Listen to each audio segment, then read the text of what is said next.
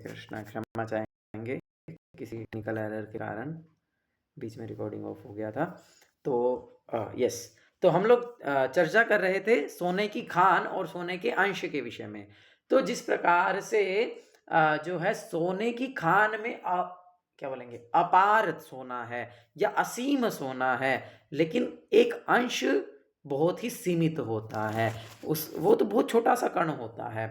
उसी प्रकार से भगवान की प्रकृति सच्चिदानंद स्वरूप है, भगवान सच्चिदानंद हैं, और उसी प्रकार से सारे जीव, क्योंकि वे भगवान के अंश हैं, वे भी सच्चिदानंद हैं।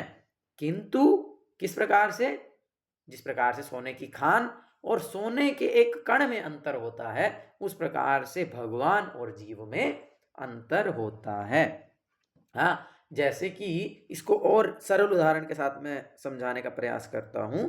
ये भी प्रभुपाद जी का ही उदाहरण है कि जिस प्रकार से समुद्र है और पानी की एक बूंद है, समुद्र से ली गई, तो यदि हम देखें कि समुद्र में तो अपार जल है, असीम जल है, उसकी कोई सीमा नहीं है, इतना जल है, और समुद्र की बूंद, जो उस एक बूंद हमने ली, उसमें भी जल है ना। अब उनमें, उस बूंद में और समुद्र में क्या समानता है? हम अगर इसे कंपेयर करें तो हम पाएंगे कि समुद्र का जो पानी है वो खारा होता है, और वो जो बूंद है वो भी खारी मिलेगी, खारी होगी। समुद्र में भी नमक होता है, समुद्र का पानी नमकीन होता है, नमक होता है ना, उसमें नमक के पार्टिकल्स होते हैं, और समुद्र की बूंद में भी नमक के पार्टिकल्स होते हैं। लेकिन समुद्र में जो नमक की मात्रा है वो असीम है, और बूंद में जो नमक की मात्रा है वो बहुत थोड़ी सी है, एक दो दाना ही निकलेगा, है ना। तो इसी प्रकार से जीव में, यानी भगवान के विभिन्न अंश में और भगवान में अंतर है। दोनों के गुण बराबर हैं, गुण एक जैसे ही हैं, गुण दोनों के सच्चिदानंद हैं। भगवान भी शाश्वत हैं, ज्ञानमय हैं और आनंद से भरे हुए हैं, और जीव भी है। लेकिन भगवान में वह असीम मात्रा में है, और जीव में वह बहुत ही तुच्छ मात्रा में है, बहुत ही थोड़े से हैं, माइन्यूट। भगवान पूर्ण रूप से स्वतंत्र हैं और जीव बहुत थोड़ा सा स्वतंत्र है। इस प्रकार से जो है सारे गुण जो भगवान में हैं वही सारे गुण जीव में भी हैं, किंतु बहुत ही थोड़ी सी मात्रा में। तो सवांश जो है वे भगवान के ही समान है, उसमें और भगवान में कोई अंतर नहीं, जैसे राम और कृष्ण में कोई अंतर नहीं है। लेकिन जो भगवान के विभिन्न अंश हैं, जो जीव हैं, हम सब हैं, हम में और भगवान में गुणात्मक रूप से समानता है, किंतु मात्रात्मक रूप से हम बहुत ही अलग हैं, हम बहुत ही छोटे हैं। ठीक है, इसीलिए जो व्यष्टित्व का जो अंतर है वो बना रहता है। और ऐसा नहीं है कि वो जो समुद्र की बूंद है, अब वही उदाहरण जैसे हमने लिया समुद्र की बूंद का, तो आप कहेंगे कि यदि वो समुद्र की बूंद समुद्र में जाकर के मिल जाएगी तो वो तो समुद्र बन जाएगी, उसका तो अस्तित्व खत्म हो जाएगा। तो इसी प्रकार से जब जीव मुक्त हो जाएगा तो वह भगवान से जाकर के मिल जाएगा और उसका अस्तित्व खत्म हो जाएगा। लेकिन प्रभुपाद जी यहाँ पर बता रहे हैं कि व्यष्टित्व मतलब अलग अलग जो है वे रहेंगे।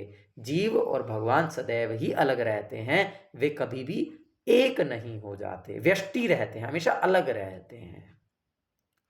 हाँ, और इसके इस अद्वैत सिद्धांत के खंडन के लिए कि जब समुद्र की बूंद या नदी आकर के समुद्र में मिल जाती है तो वो समुद्र बन जाती है, फिर देन ही इज नो मोर एक बूंद या एक नदी, है ना, वो समुद्र हो गई।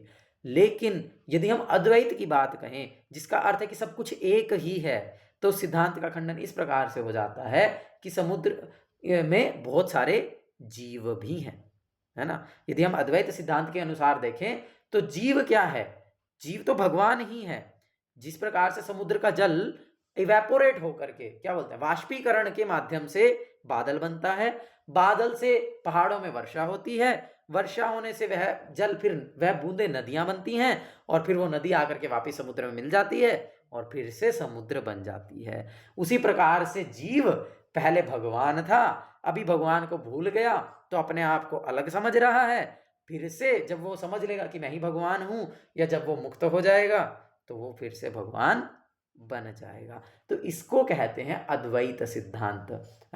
लेकिन इस सिद्धांत का खंडन बहुत ही सरलता से हो जाता है कि उस समुद्र में केवल पानी नहीं है, उस समुद्र में मछलियां हैं, उस समुद्र में ऑक्टोपस हैं, उस समुद्र में बहुत सारे समुद्री जीव हैं। वे तो वाष्पीकरण होकर के ऊपर नहीं जाते, वे तो वाष्पीकरण होकर के बारिश की तरह पहाड़ों पर नहीं गिरते, और वे तो नदियां बन करके नहीं आते, और उनका अस्तित्व सदैव ही समुद्र के अस्तित्व से पृथक रहता है। तो इसीलिए अद्वैत नहीं है। द्वैत हो गया ना ऑटोमेटिकली, तो दो चीजें होंगी ना, एक तो समुद्र और एक समुद्र में रहने वाले जीव। तो इसीलिए यहां पर इस सिद्धांत की पुष्टि नहीं होती है, और इसीलिए सदैव जो व्यष्टि तत्व है उसका अंतर बना रहता है, क्योंकि भक्ति योग का प्रश्न ही नहीं होगा यदि व्यष्टित्व नहीं होगा। व्यष्टित्व का क्या अर्थ है, मतलब अलग अलग अगर हम नहीं होंगे, अगर हम एक ही हैं तो फिर भक्ति का अर्थ ही नहीं रह गया। क्यों नहीं रह गया? क्योंकि भक्ति का क्या अर्थ होता है? हैंड रेस, कौन बताएगा भक्ति का मतलब क्या है?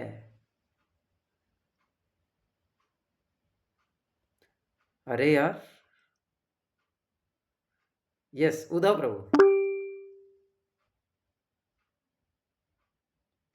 हरे कृष्णा एवरीवन, हरे कृष्णा प्रभु जी। भक्ति का मतलब है पूर्ण समर्पण, I guess. Very nice, very nice.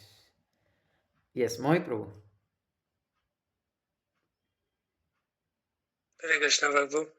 प्रभु उद्धव प्रभु ने बताया वो भी पूर्ण समर्पण भी, और पूरा कृष्ण भावना भावित होना, मतलब हर कार्य को भगवान से भगवान के लिए ही करना। ठीक है, लक्ष्य प्रभु। जी प्रभु जी, हरे कृष्णा।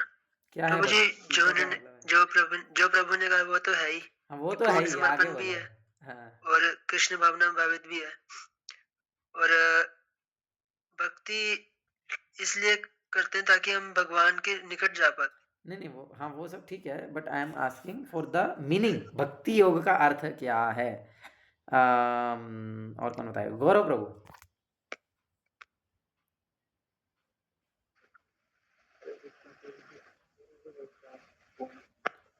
क्या है भक्ति का मतलब?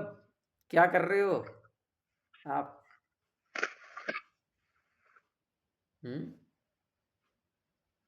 घर वाले बोलेंगे बड़ा भक्त बना फिरता है, बड़ा सा तिलक लगा के नाक तक सिर से लेके, हैं? क्या भक्ति कर रहे हो? क्या है भक्ति का अर्थ? क्या है? बोलो, कुछ तो बोलो। ठीक है दीपांशु रो। भगवान की सेवा। तो ऑफ कोर्स जो भी सबने बोला वो गलत नहीं है, लेकिन इस संदर्भ में जहां पर हम चर्चा कर रहे हैं, या वास्तविकता में भक्ति शब्द अगर हम उसको संस्कृत शब्द लेकर के चलें, तो जैसा कि सागर प्रभु ने भी बोला और दीपांशु प्रभु ने भी कहा, भज सेवायाम, जो भक्ति शब्द है वह आता है संस्कृत की भज धातु से, और उस भज धातु का अर्थ है सेवा। तो इसलिए भक्ति का अर्थ क्या है? सेवा करना, भगवान की सेवा करना। और यदि भगवान और मैं एक ही हैं तो फिर मैं क्या करूंगा? फिर मैं कैसे सेवा करूंगा? फिर प्रेम कैसे होगा? जब मैं एक ही हो गया, मैं भगवान से जाकर के विलीन हो गया, तो फिर सेवा का अर्थ ही कहां बचता है, जब मेरा अस्तित्व ही नहीं बचेगा। तो इसीलिए अगर व्यष्टित्व का अंतर नहीं होगा तो फिर भक्ति योग का प्रश्न ही नहीं उठता। यस, लक्ष्य प्रभु आगे बढ़िए। जी प्रभु जी, भक्ति योग का अर्थ है कि भगवान है, भक्त है, तथा भगवान और भक्त के बीच प्रेम का आदान प्रदान चलता रहता है। अतएव भगवान में और भक्त में दो व्यक्तियों का व्यष्टित्व वर्तमान रहता है, अन्यथा भक्ति योग का कोई अर्थ नहीं है।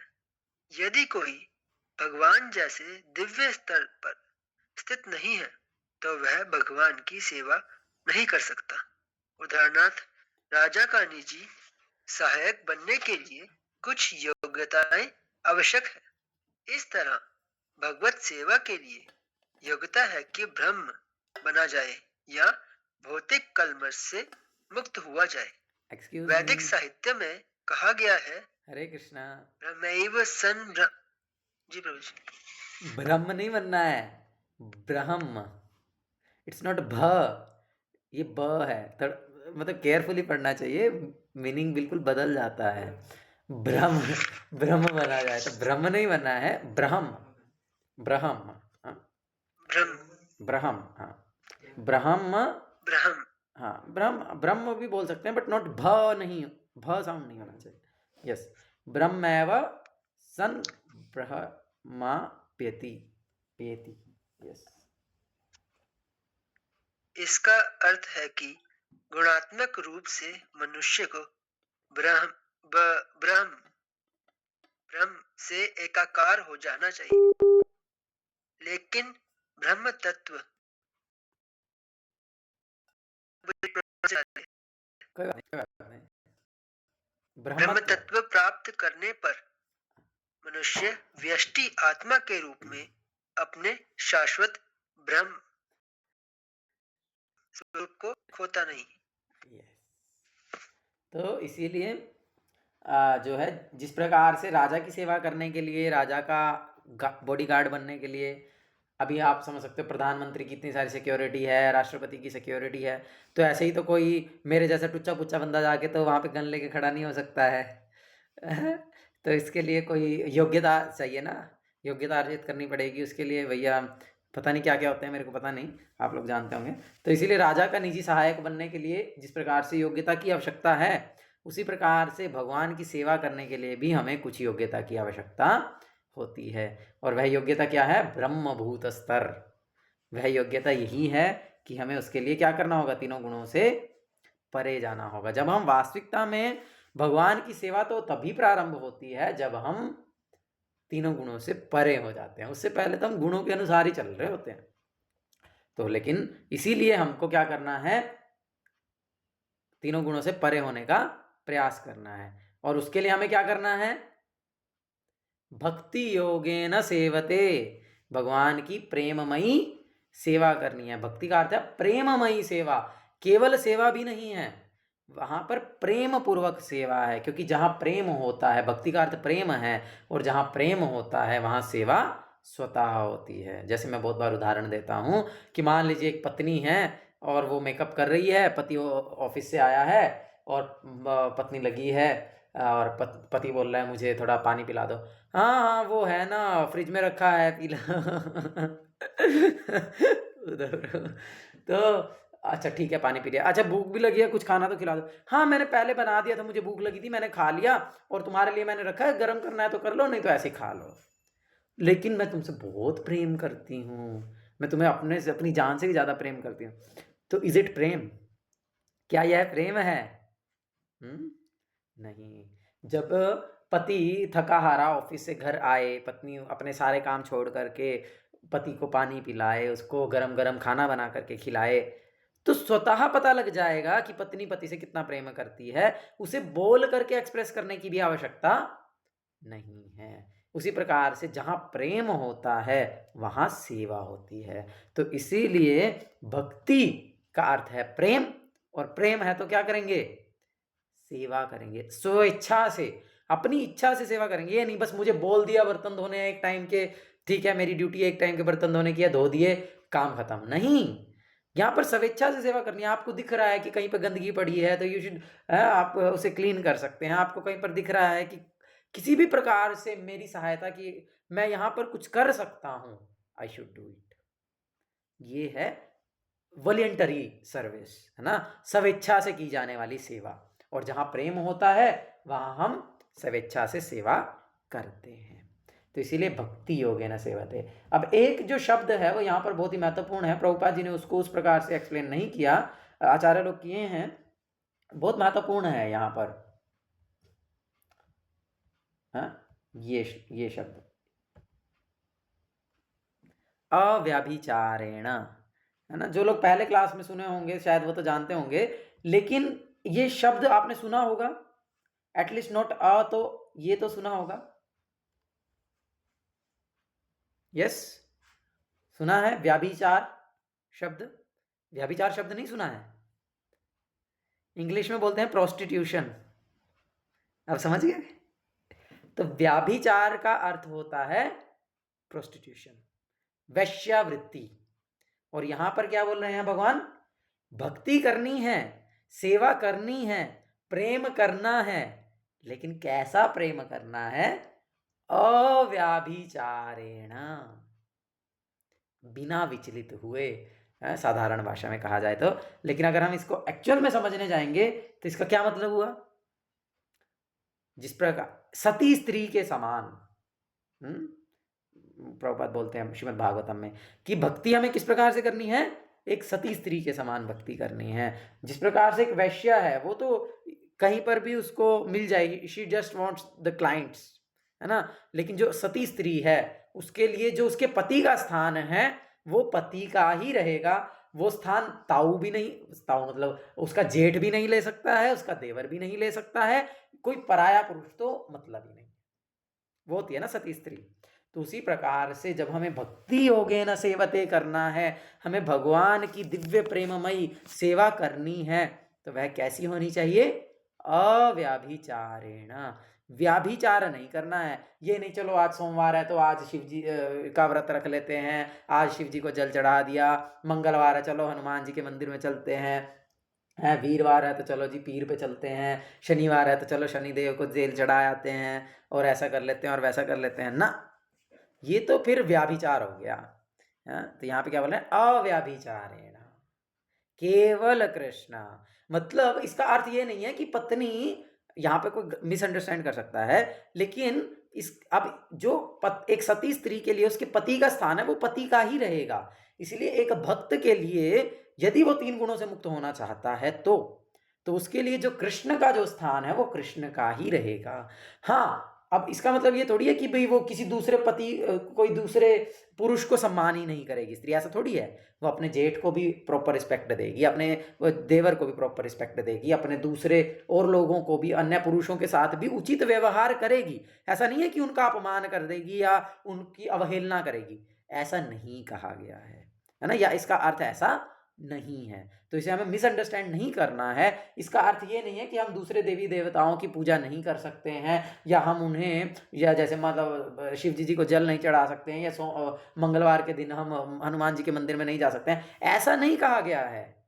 लेकिन जो स्थान कृष्ण का है वो स्थान कृष्ण का ही रहेगा। कृष्ण जो हैं वे मेरे पति हैं, वे मेरे प्रभु हैं, मैं उनका दास हूं, और मुझे उनकी बिना विचलित हुए भक्तिमय सेवा, अपनी स्वेच्छा से प्रेममयी सेवा करनी है। That's all. उसके बाद बाकी जो भी हैं उनके साथ मुझे यथोचित व्यवहार भी करना है, और ये समझना है कि हाँ ये मेरा पति है, ये देवर है, ये जेठ है, ये पता होना चाहिए। ये नहीं कि सबको पति बनाते फिर रहे हैं, तो वो तो फिर अव्याभिचार, वो तो फिर व्याभिचार हो जाएगा। लेकिन यहाँ पर शब्द का प्रयोग हुआ अव्याभिचारेण, तो इसीलिए बिना विचलित हुए सती स्त्री के समान जो है हमें भगवान की सेवा करनी है, केवल कृष्ण, कृष्ण। इस प्रकार से हमें इसको समझना चाहिए। ठीक है जी, क्लियर है सभी को? कुछ प्रश्न है क्या इस श्लोक में?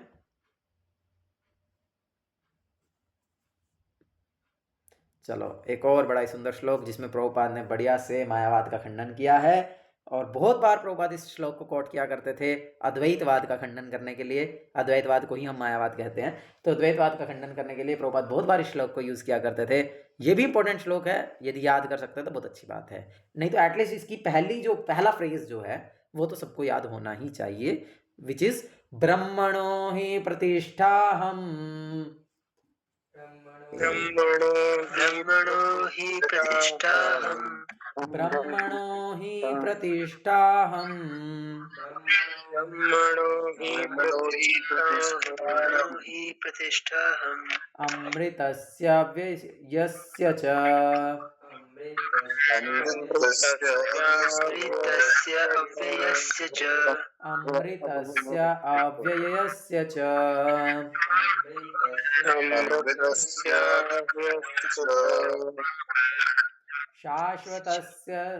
शाश्वतस्य च धर्मस्य,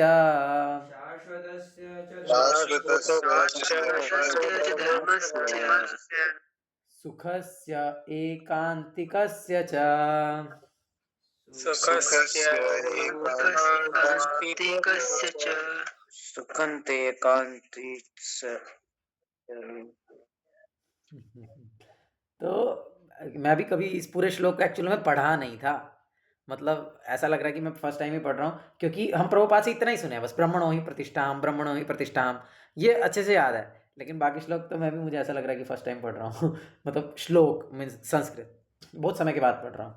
ब्रह्मणो ही प्रतिष्ठाहम प्रतिष्ठाहम् अमृतस्य अव्ययस्य च अव्ययस्य च शाश्वतस्य च धर्मस्य शाश्वतस्य च धर्मस्य सुखस्य एकान्तिकस्य च। एकान्तिकस्य च। देखो बड़ा ही सिंपल सा श्लोक है वैसे तो, अगर हम इसके मीनिंग से इसको याद करने का प्रयास करेंगे तो इट्स वेरी इजी। ब्रह्मणो मतलब निराकार ब्रह्म ज्योति का, जिसे हम निराकार ब्रह्म कहते हैं, मतलब कि ब्रह्म का अर्थ मैं पहले क्लियर करता हूँ। यहाँ पर जो ब्रह्म का अर्थ है, ब्रह्म के बहुत सारे अर्थ हो सकते हैं, लेकिन इन जनरल जो ब्रह्म का अर्थ माना जाता है वह है निराकार ब्रह्म, निर्गुण निराकार ब्रह्म, जिसका क्या अर्थ है कि जो परम सत्य है, the supreme truth has no quality, no form and nothing, it's just a light. क्या है निराकार ब्रह्म? क्या है ब्रह्म? क्या है वह? निराकार है, उसका कोई आकार नहीं है, उसका कोई रूप नहीं है, उसमें कोई विशेषता नहीं है, उसमें कोई गुण नहीं है, वह केवल क्या है? निर्गुण निराकार निर्विशेष ज्योति, माने आकाश या प्रकाश है, तो उसको कहते हैं ब्रह्म। तो यहाँ पर ब्रह्म का अर्थ है निराकार ब्रह्म ज्योति का, ही मतलब निश्चय ही, प्रतिष्ठा मतलब आश्रय, अहम मैं हूं। तो भगवान बोल रहे हैं कि वो जो निराकार ज्योति है, ब्रह्म ज्योति है, मैं उसका आश्रय हूं, मतलब वो मेरे से आ रही है, मैंने उसे प्रतिष्ठा किया है। हाँ, मतलब अब चलो थोड़ा सा मायावाद को समझते हैं, अद्वैतवाद को समझते हैं। तो मायावाद का अर्थ केवल भगवान को निराकार बताना नहीं है। उसके बाद जब हम मायावाद में आगे चलते हैं तो हमें क्या मिलता है? वहां पर हमें मिलती है पंचदेव उपासना, जिसमें क्या होता है कि भगवान जो परम सत्य है वो तो निराकार है, वो तो निर्गुण है, वो तो निर्विशेष है, किंतु अब आप कितना निराकार निराकार निराकार बोलोगे, कितना निर्गुण निर्गुण निर्गुण बोलोगे, कितना निर्विशेष निर्विशेष निर्विशेष बोलोगे, थक जाओगे ना। तो क्या करें? आप इमेजिन करो, आप भगवान के एक रूप को इमेजिन करो, either in the form of Shiva, Durga, Surya, Ganesh या विष्णु। आप पांचों में से किसी भी रूप को मान लो जो आपको पसंद आए, और फिर क्या करो? उसकी उपासना करो। क्या होगा? ये सब ब्रह्म के अधीन है, तो आप क्या करोगे? अंत में इनके सिर पे पैर रख के आप ब्रह्म में लीन हो जाओगे। समझ में आया? सिद्धांत समझ में आया? और आप देखेंगे आज के समय में 90%, 90 भी क्यों, 95%, शायद 99% हर व्यक्ति इस मायावाद का ही पालन करता है। आप किसी से भी पूछ लीजिए मुक्ति का अर्थ क्या है? मुक्ति का अर्थ है ब्रह्म में लीन हो जाना है। तो ये हम पूजा कर रहे हैं, बस ये तो हमने फॉर्म बना लिया, लेकिन भगवान का कोई रूप है नहीं। ये आपको बहुत कॉमनली, आपको कहीं पर भी किसी भी आप मंदिर मठ में जाकर के आप बातचीत करना प्रारंभ करो, आपको ये बात बहुत ही सरलता से सुनने को मिल जाएगी, है ना। लेकिन वास्तविकता में ये क्या है? ये मायावाद है। बहुत सारे लोग बोलते हैं ना कि आपको जो रूप पसंद आए आप उसकी पूजा कीजिए, आपको शिव जी पसंद आए तो आप शिव जी की पूजा कीजिए। Wait, we will take questions at end. आपको शिव जी पसंद आए आप शिव जी की पूजा कीजिए, आपको दुर्गा पसंद आए आप दुर्गा की पूजा कीजिए, आपको कृष्ण पसंद आए कृष्ण की कीजिए, राम पसंद आए राम की कीजिए, वटएवर, जो रूप आपको पसंद आए आप उसकी पूजा करो, आप उसकी भक्ति करो, और आप डेस्टिनेशन एक ही होगी, ये सब एक ही है। और एक ही है का मतलब क्या है? ब्रह्म है। तो अल्टीमेटली आप क्या होंगे? आपकी एक ही गति होगी। गति क्या होगी? ब्रह्म। लेकिन यहां पर इस सिद्धांत का खंडन किया गया। स्वयं भगवान भगवद गीता में इसको बोल रहे हैं कि ब्रह्मणो ही प्रतिष्ठा हम, मैं ब्रह्म से प्रतिष्ठा नहीं हुआ हूं, मैं ब्रह्म से नहीं आया हूं, बल्कि ब्रह्म यानी वो जो निराकार ज्योति है वो मुझसे आई है, मैंने उसे प्रतिष्ठा किया है, मैं उसका आश्रय हूं। यहां पर भगवान कृष्ण ने ये बताया है। और अगर हम इसको एक बहुत सी साधारण से उदाहरण के साथ समझने का प्रयास करें, मान लीजिए आप करनाल के स्टेशन पे जाएं, रेलवे स्टेशन पर, तो यहाँ पर 2 पटरियां हैं, है ना। तो ये चलो दिल्ली चले जाओ, दिल्ली में चले जाओ, तो दिल्ली में कितने सारे जंक्शन है ना, तो वहां पर आई थिंक 13-14 प्लेटफॉर्म्स हैं, या शायद उससे भी ज्यादा होंगे। तो अब आप बोले, हैं कोई कुछ बोल रहा है? 16 है। तो अब 16 प्लेटफॉर्म है। अब मान लीजिए आप खड़े हो 4 नंबर प्लेटफॉर्म पे, आपने पूछा मेरे को अमृतसर जाना है, मैं कौन सी ट्रेन में बैठूं? बोलते किसी भी ट्रेन में बैठ जाओ, सब तो जा रही हैं। तो आप बोलेंगे कि नहीं वो अनाउंसमेंट हो रही है कि मेरी ट्रेन 16 नंबर प्लेटफॉर्म पे आएगी, तो क्या हो गए, 4 किसी भी ट्रेन में बैठ जाओ, सब उधर, सब एक ही जगह जा रही हैं। तो ऐसा थोड़ी है। जब आप 16 नंबर वाली प्लेटफॉर्म की ट्रेन से बैठोगे तो उसकी डेस्टिनेशन पर पहुंचोगे, जब 4 नंबर वाली पर बैठोगे तो उसकी डेस्टिनेशन पर पहुंचोगे। अगर आप दिल्ली से बेंगलोर की ट्रेन में बैठोगे तो बेंगलोर पहुंचोगे, मुंबई की ट्रेन में बैठोगे तो मुंबई पहुंचोगे, और अमृतसर की ट्रेन में बैठोगे तो अमृतसर पहुंचोगे। ये थोड़ी है किसी भी ट्रेन में बैठ जाओ और बस अमृतसर पहुंच जाओगे, ऐसा थोड़ी होता है। तो इस प्रकार से अगर हम अपनी केवल साधारण सी बुद्धि से भी समझने का प्रयास करें तो ऐसा नहीं है ना। आगे क्या बोल रहे हैं? अच्छा, पहले उद्धव प्रभु कुछ बोल रहे थे। यस, हरे कृष्णा प्रभु जी। हमें फिर मुझे बैचलर्स में हमें तो ये पढ़ाया था निर्गुण भक्ति, सगुण भक्ति, and Kabir Das he opted for निर्गुण भक्ति and all this which you said की इज जिनका खंडन किया गया ना। तो पढ़ाई बोल रहे हैं हमें बैचलर्स में, हमारे दिमाग में वही डाल रहे हैं, तो नहीं आएगा। वही तो बोला मैंने, क्या बोला कि 99% आपको क्या मिलेगा? यही मिलेगा। यस, लेकिन एक्चुअल में क्योंकि ये बड़ा आसान है ना, और शंकराचार्य जी ने इसको प्रचार किया ही क्यों? क्योंकि इसको it is very easily acceptable. अब आप ही भगवान हो, कौन भगवान नहीं बनना चाहता है? सब लोग कंट्रोलर बनना चाहते हैं, सब भगवान, अच्छा आप म्यूट कीजिए जरा, है ना। सब लोग भगवान बनना चाहते हैं, सब कंट्रोल करना चाहते हैं। और दूसरे पॉइंट से अगर हम देखें तो हर व्यक्ति इस शरीर के कारण दुख भोग रहा है। वो देख रहा है अभी मेरा रूप है तो मेरे को बड़ा कष्ट हो रहा है, अभी बहुत सारी विविधताएं हैं तो मुझे बड़ा कष्ट हो रहा है। तो यदि मेरा रूप ही नहीं होगा, यदि इस संसार में मेरे आसपास विविधता ही नहीं होगी, there will be no diversification, then I will be happy, because यहां पर तो मैं खुशी नहीं। तो हम अपने भौतिक स्तर पर जब हम सोचते हैं तो हम इतना ही समझ पाते हैं कि भैया हाँ, क्योंकि यहां पर आकार है, यहां पर रूप है, यहां पर गुण है, और इसी कारण से परेशानियां हैं। आकार नहीं होगा, रूप नहीं होगा, गुण नहीं होंगे तो हम खुश हो जाएंगे। तो इसीलिए इट्स वेरी इजीली एक्सेप्टेबल ना, और इसीलिए सब लोग इसी को ही स्वीकार करते हैं। लेकिन शंकराचार्य जी के बाद जितने आचार्य हुए सबने इस सिद्धांत का खंडन किया। आपने सुना श्रीपाद रामानुजाचार्य के विषय में, आपने सुना श्रीपाद मध्वाचार्य जी के विषय में, आप जानते हैं श्री चैतन्य महाप्रभु जी के विषय में, आप जानते होंगे बलदेव विद्याभूषण पाद के विषय में, शिला भक्ति सिद्धांत सरस्वती प्रभुपाद जी के विषय में। तो इन्होंने बहुत ही मतलब वाइल्डली, बहुत ही दृढ़ता पूर्वक इस मायावाद का, इस अद्वैतवाद का खंडन किया है, सबके सब आचार्यों ने, एवरीवन। तो इसीलिए, और वही क्योंकि इसको स्वीकार कर पाना इतना सरल नहीं है, क्योंकि यहाँ पे आपको दास बनना पड़ेगा, आपको सेवा करनी पड़ेगी। तो फिर आप सोचोगे यार मैं यहाँ पे बॉस की सेवा कर रहा हूँ, मैं यहाँ पे टीचर के हिसाब से होमवर्क कर रहा हूँ, मैं तो सुखी नहीं हूँ। अब वहाँ पे जाके भी भगवान की सेवा करनी पड़ेगी, भगवान का सेवक बनना पड़ेगा ना, है नहीं। तो उस बात को हम सोचते हैं यार फिर मेरे को वहाँ पे भी दुख मिलेगा। तो हम समझ नहीं पाते हैं कि वो किस प्रकार से वो दिव्य सेवा है और किस प्रकार से उस सेवा को करने से हमें आनंद ही मिलेगा। आचार्य लोग तो उदाहरणों से समझाए हैं, बहुत ही सरल उदाहरण के साथ समझाए हैं कि जिस प्रकार से स्त्री और पुरुष के सहवास के समय स्त्री भोक्ता है, स्त्री भोग्य है और पुरुष भोक्ता है ना। अगर हम एक बाह्य दृष्टि से देखें तो स्त्री को भोगा जा रहा है और पुरुष भोग कर रहा है, लेकिन उस सहवास की क्रिया के समय पुरुष और स्त्री दोनों ही समान सुख का अनुभव करते हैं। ऐसा नहीं है कि भाई पुरुष भोगता था तो उसको ज्यादा सुख मिलेगा और स्त्री भोग्य थी तो उसको कम सुख मिलेगा।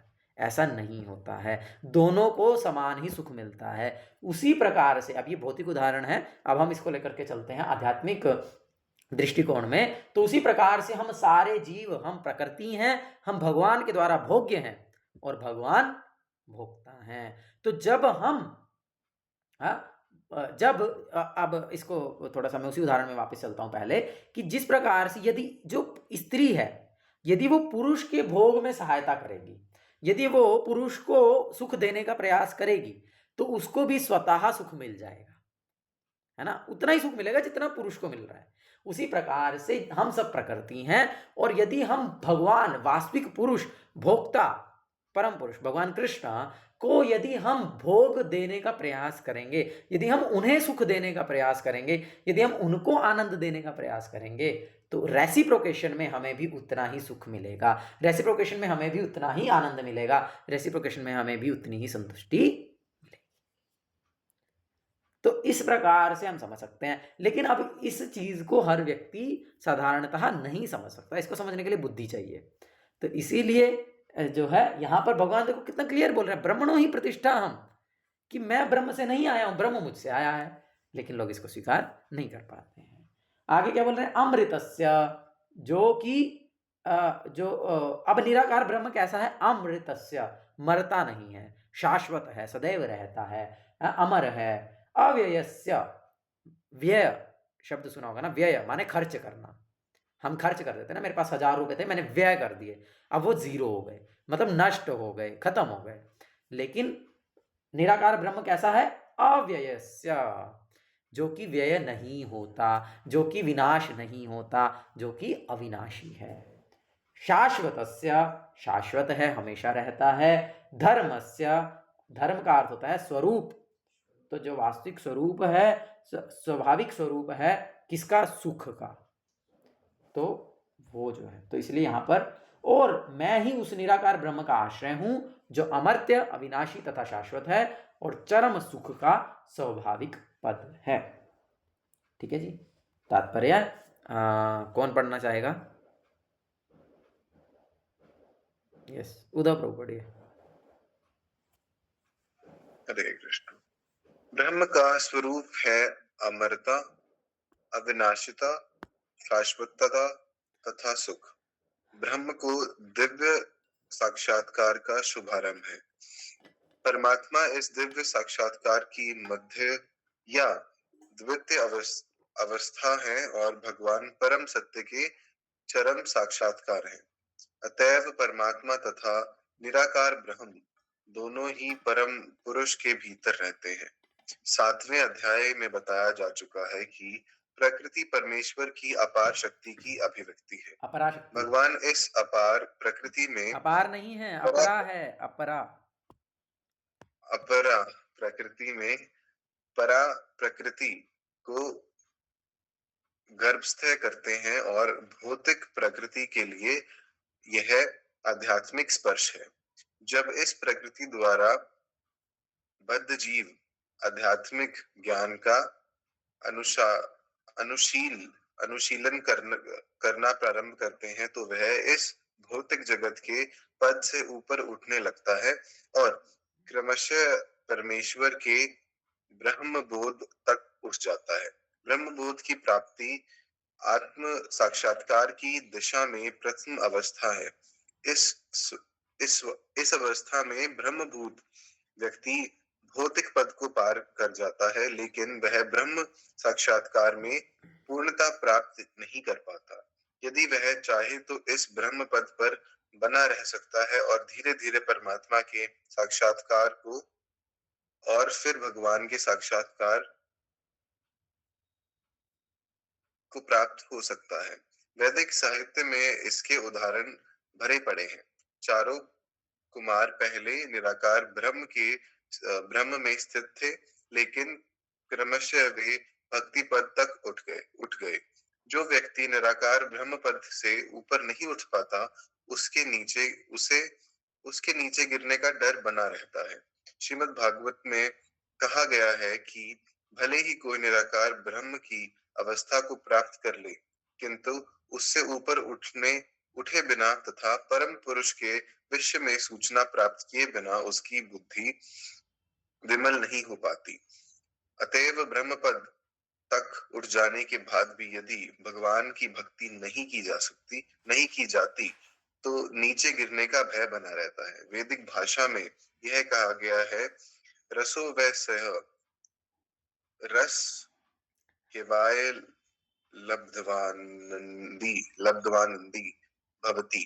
रस के आगार भगवान श्री कृष्ण को जान लेने पर मनुष्य वास्तव में दिव्य आनंदमय हो जाता है। तैत्तिरीय उपनिषद, परमेश्वर 6 ऐश्वर्यों से पूर्ण है और जब भक्त निकट पहुंचता है तो इन 6 ऐश्वर्यों का आदान प्रदान होता है। राजा का सेवक लगभग राजा के ही समान पद का भोग करता है। इस प्रकार के शाश्वत सुख, अविनाशी सुख तथा शाश्वत जीवन भक्ति के साथ साथ चलते हैं। अतः भक्ति के ब्रह्म साक्षात्कार या शाश्वतता या अमरता सम्मिलित रहती है। भक्तों के प्रवृत्त व्यक्ति में ये पहले से ही प्राप्त रहते हैं। हाँ, ठीक है। तो एक्चुअल में अगर मैं देखूँ तो इसकी एक एक लाइन इतनी एक्सप्लेन करने के लिए है कि इसके तो 2 घंटे भी चर्चा किया जाए तो कम है। तो ऑफ कोर्स इसीलिए हम इसको बहुत ज़्यादा चर्चा नहीं कर रहे हैं। ऑलरेडी हम बहुत सारी चर्चा इस श्लोक के विषय में कर चुके हैं। तो आप चाहें, मतलब आपको इसको एक बार और इस तात्पर्य को खुद से पढ़िएगा, तो आपको बहुत सारी चीज़ें समझ में आ जाएंगी, और जो नहीं आएंगी वो हम धीरे धीरे समझेंगे। एक साथ अगर मैं ये सारी चीज़ों को समझाने भी जाऊँगा तो वो ज़्यादा हो जाएगा और समझ भी नहीं पाएंगे। तो आगे का तात्पर्य एक बार पढ़ दो मोहित प्रभु। हरे कृष्ण। जीव यद्यपि स्वभाव से ब्रह्म होता है, लेकिन उसमें भौतिक जगत पर प्रभुत्व जताने की इच्छा रहती है, जिसके कारण वह नीचे गिरता है। अपनी स्वाभाविक स्थिति में जीव तीनों गुणों से परे होता है, लेकिन प्रकृति के संघर्ष में वह अपने को 3 गुणों सतो, रजो तथा तमो गुण में बांध लेता है। इन्हीं तीनों गुणों के संसर्ग के कारण उसमें भौतिक जगत पर प्रभुत्व जताने की इच्छा होती है। पूर्ण कृष्ण भावना अमृत में भक्ति में प्रवृत्त होने पर वह तुरंत दिव्य पद को प्राप्त होता है और उसमें प्रकृति को वश में करने की जो अवैध इच्छा है वह दूर हो जाती है। अंतएव भक्तों की संगति करके भक्ति की 9 विद्या श्रवण, कीर्तन, स्मरण आदि का अभ्यास करना चाहिए। धीरे धीरे ऐसी संगति से तथा गुरु के प्रभाव से मनुष्य की प्रभुत्ता जताने वाली इच्छा समाप्त हो जाएगी और वह भगवान की दिव्य प्रेम भक्ति में दृढ़ता पूर्वक स्थिर हो सकेगा। इस विधि की संस्तुति इस अध्याय में 22वें श्लोक से लेकर इस अंतिम श्लोक तक की गई है। भगवान की भक्ति अतीव सरल है। मनुष्य को चाहिए कि भगवान की सेवा में लगे, शिव विग्रह को अर्पित भोजन का उच्छिष्ट खाए, भगवान के चरण कमलों पर चढ़ाए गए पुष्पों की सुगंध सूंघे, भगवान के लीला स्थलों का दर्शन करें, भगवान के विभिन्न कार्यकलापों और उनके भक्तों के साथ प्रेम विनिमय के बारे में पढ़े। सदा हरे कृष्णा कृष्णा कृष्णा हरे हरे, हरे राम राम राम हरे हरे इस महामंत्र की दिव्य ध्वनि का कीर्तन न करें और भगवान तथा उनके भक्तों के आविर्भाव तथा तिरोधानों को मनाने वाले दिनों में उपवास करे। ऐसा करने से मनुष्य समस्त भौतिक गतिविधियों से विरक्त हो जाएगा। इस प्रकार जो व्यक्ति अपने को ब्रह्म ज्योति या ब्रह्म बोध के विभिन्न प्रकारों में स्थिर कर सकता है, वह गुणात्मक रूप में भगवान के तुल्य है।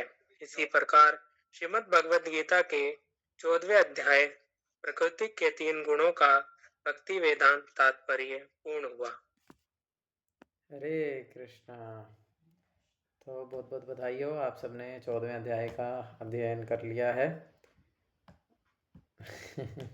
तो आज जो हमने चर्चा किया उसमें यदि किसी का कुछ प्रश्न है, कुछ कहना चाहते हैं तो आप कह सकते हैं, पूछ सकते हैं। और इस श्लोक के तात्पर्य को विशेष रूप से आप एक बार और पढ़िएगा और पिछले श्लोक को भी पढ़ सकते हैं। दोनों इम्पोर्टेंट श्लोक हैं, याद भी करना है दोनों श्लोकों को, ठीक है।